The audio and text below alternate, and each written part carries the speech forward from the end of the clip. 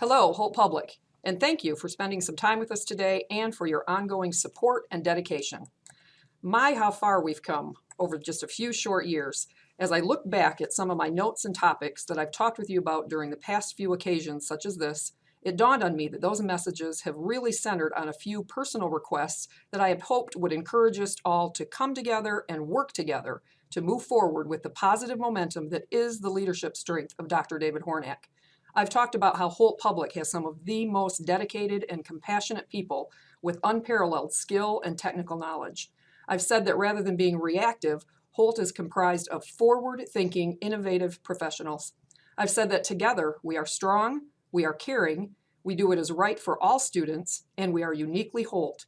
And just last year, I reiterated that we believe in the power of positive thinking, that we believe there is always a way forward when we work together with a positive, healthy, and collaborative spirit. We believe in our students, and we believe in each other. Then I ended that message with the fact that we are Holt Rams and we are ready, not just to face the future, but to shape it. Every one of those past thoughts and speeches have always been intended to share an uplifting and genuine message of thanks and appreciation for you all, hoping to point us in a unified and unstoppable trajectory that would leave no doubt that the future of Holt Public Schools continued to be bright. Well, here we are, a couple of years in, and yes, the future is still bright.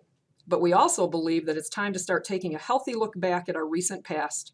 Sometimes that takes courage and can be a little daunting, especially when you have such lofty goals and aspirations and expectations like those that define Holt Dimondale Public Schools. Although in this case, it is truly exciting to see and review exactly what's been unfolding over just 2 short years.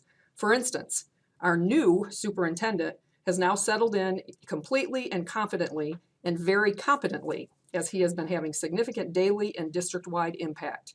We have many new faces, from board members, administrators, teachers, and staff. We have familiar faces in new roles, from the curriculum office to our North Campus and the Early Learning Center. And we have a renewed emphasis and excitement on several educational initiatives, some brand new and some reinvigorated as they really start to take fruition with expanding definition. So yes, as we continue the positive momentum that was jump-started a few short years ago, and as we continue to move forward together by digging even deeper into what we originally intended for our unique secondary opportunities, watching them evolve as hoped and expected, taking on even further developed form in what we now call pathways to, through, and beyond graduation. And as we continue to respond to the developmental needs of our youngest students by creating new transitional opportunities into and through our brand new Pathways to Kindergarten initiative, which further strengthens our initial investment and commitment to those earliest of learners, seeing the anticipated and steady growth of the Early Learning Center at Midway.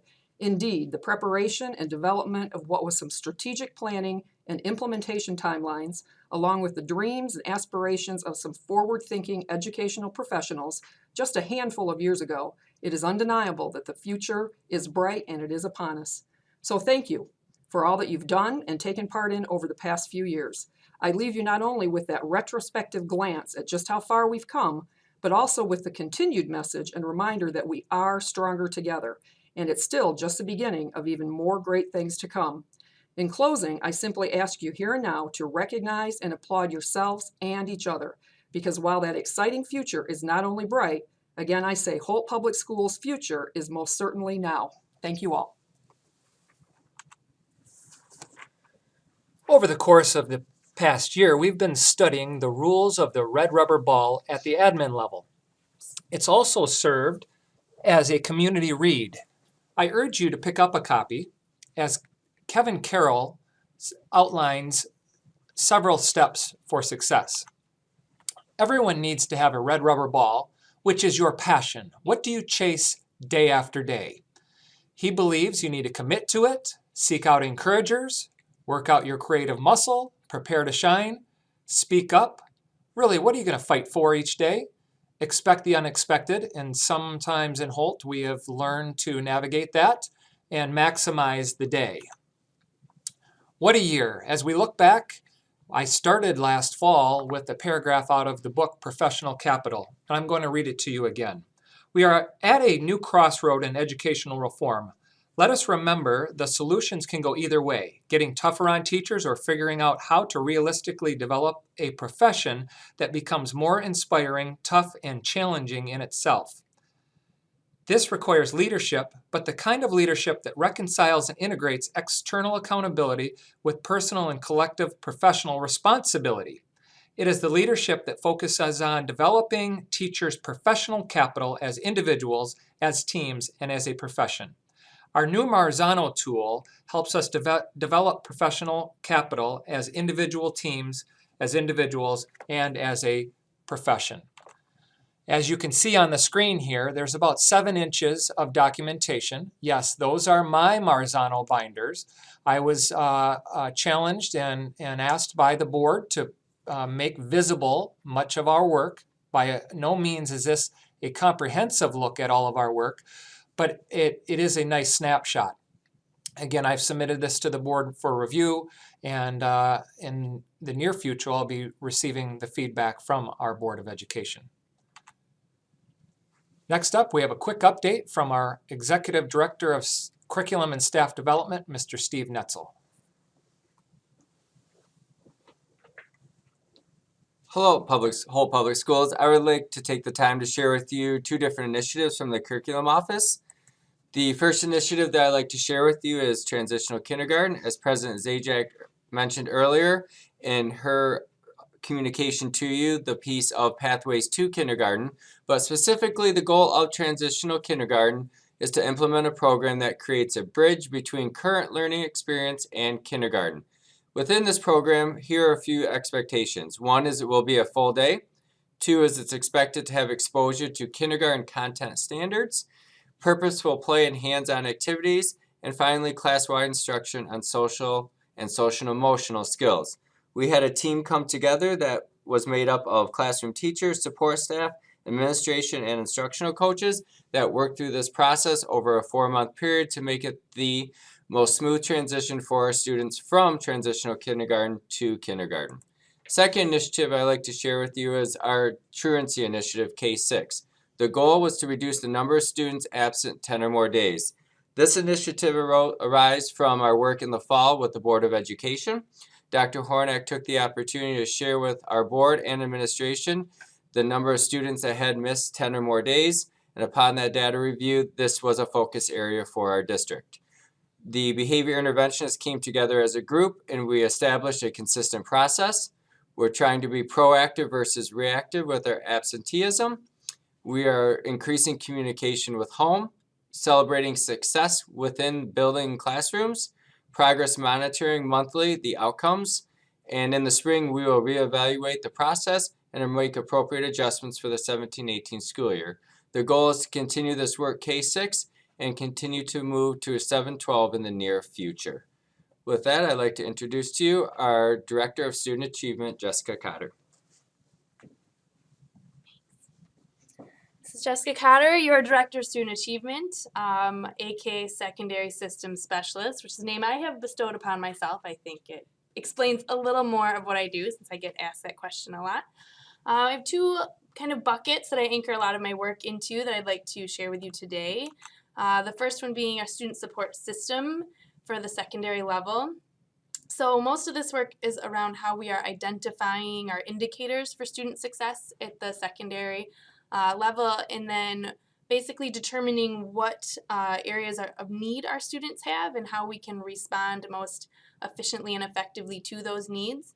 One of the things that many of you may have seen at this point is a calendar at the secondary level, an MTSS calendar that will help guide us and focus our attention to our curriculum, instruction, and assessment in kind of a cycle so that we are attentive to the specific needs that students have and making sure we're addressing those needs.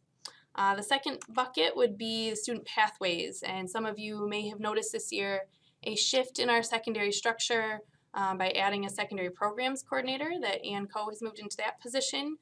This coordinator kind of embodies this larger change as we start to focus on helping students think about their future goals, starting in 8th grade with the Educational Development Plan and continuing that process through 12th grade, ensuring their choices of classes and experiences match the pathway experience that they are interested in achieving.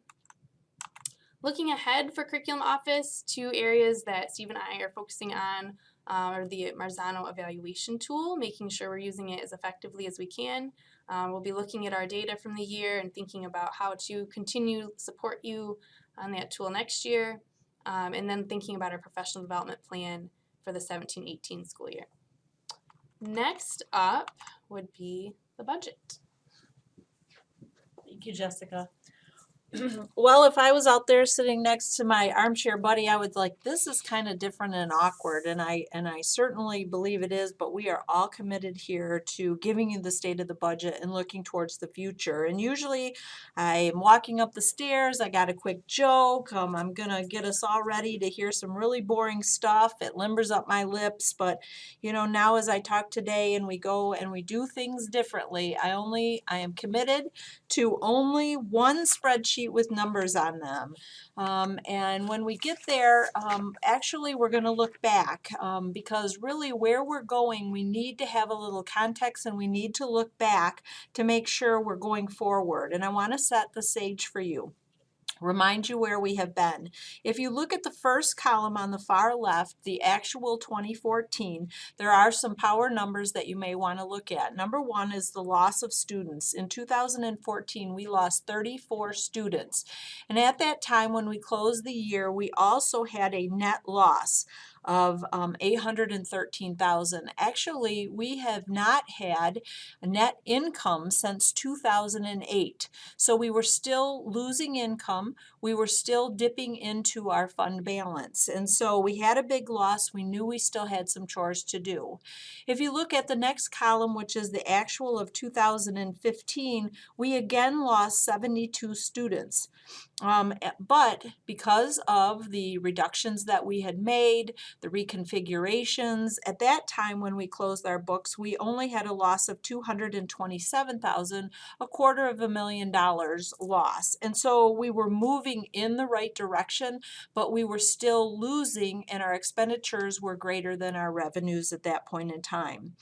We get to closing out the budget for 2016 and our actual, we once again had lost 65 students. That is a concern that we need to look at and are looking at. But in that, we had overcome our expenditures. We had right-sized the district. All of you out there had spread the work. We are doing more with less. And we had finally, since 2008, had finally gotten revenues greater than expenditures again. And so if you remember the Board of Education, that was a specific goal in 2016, but a larger goal for our Board of Education is that our fund balance will be at 10%. They haven't asked us to do that in a year or 2 years. We are slowly getting to the 10% goal, which is a policy of our Board of Education. And now we get to the year 2017. These are not actual numbers. The last column is our budgeted numbers. And we have again, which is not a budget number, we have actually lost 91 students in this budget year.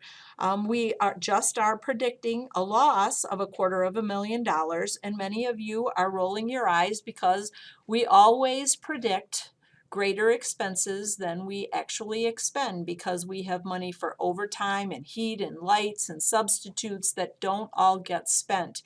And so by the time that we finalize this fiscal year of 2017, we are hoping to eke out a zero-based budget. And a zero-based budget means that your revenues equal your expenditures. So we want to be pretty close to those, a zero-based budget, meaning your revenues and your expenditures equal the same. And so where are we going in the school year 17-18? Well, we're going to do exactly as we have done in the 16-17 budget. Once again, we are looking forward to planning and configuring to breaking even in the 17-18 and having a zero-based budget. Our revenues equal our expenditure. So the things that are we are considering right now, and we have many moving parts today as we sit in May. We do have some good news. We know at the state of Michigan, between the governor, the Senate, and House, they are proposing a $94 to $113 increase in the per pupil allocation. That's good news. We also know that they have at-risk funding, additional, but there are new requirements with that we have to take into consideration. There are no signed bills yet, but we do know that they're working forward in the process on that. We of great concern is that our district is still losing students. We are projecting for that. We're researching that. I think that you have seen in this presentation several things that are happening to retain the students that we have already. Another pressure on our budget is the Ingham Intermediate School District is projecting a loss of 2 to 4% in their fundings for the public schools in our county.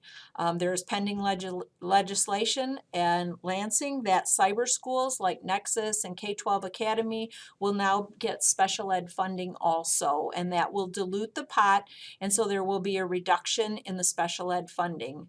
We have teacher retirements and resignations, support staff resignations. We're bargaining with all 5 unions. The retirement rate is increasing. Insurance hard caps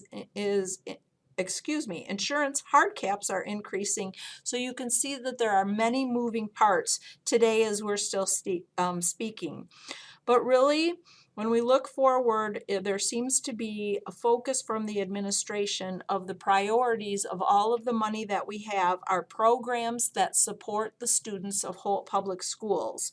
And I think that you have just heard of many of them from Steve and Jessica. So when we put it all together for 2017-18, tonight we will be reviewing all of the assumptions with the Board of Education on May 8th tonight, and we are working towards the June 12th Board of Education meeting to adopt the budget for 17-18. Thanks, and I'll see you in August. As we wrap this screencast up, I would like you to imagine the possibilities for the 2017-18 school year. As you know, we're going to be starting our traditional calendar schools before Labor Day. We have expanded our elementary systems, specifically the addition of transitional kindergarten. We are starting to develop a more flexible secondary system. We will have a new website and a new strategic plan. With that strategic plan, we are working with our district leadership team to develop a district vision and plan to be rolled out in the fall, although a sneak peek is coming soon, and working with our building administrators to align the vision and plan to the building and district projects moving forward. As we finish strong, I just would like to read one little passage from Kevin Carroll's book, Rules of the Red Rubber Ball, and it's the number 1 pillar, commit to it.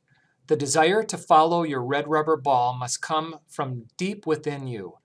The urge should feel irresistible, as if it is percolating up from your soul.